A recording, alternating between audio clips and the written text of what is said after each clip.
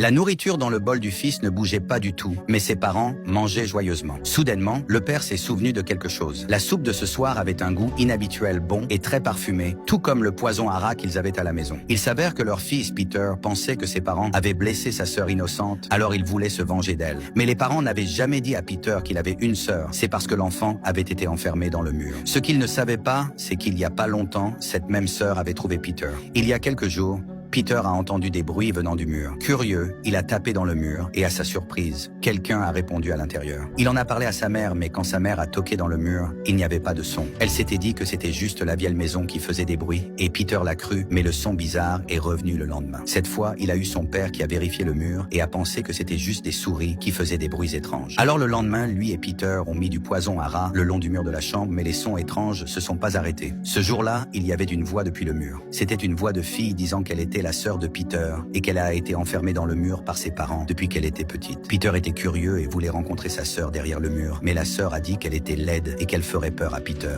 Si Peter fait un bruit, ça briserait leur communication. Peter n'arrêtait pas de lui assurer qu'il n'aurait pas peur, alors la sœur a cédé et lui a dit qu'il y avait un trou derrière le papier peint et qu'à travers ce trou, il pourrait voir son visage. Peter s'est accroupi et remarqué que le coin du papier peint était un peu endommagé et effectivement, il y avait un petit trou. Il a regardé à l'intérieur, mais il faisait tellement sombre qu'il ne pouvait rien voir. Alors il a attrapé une lampe torche et avec curiosité a regardé à nouveau par le petit trou.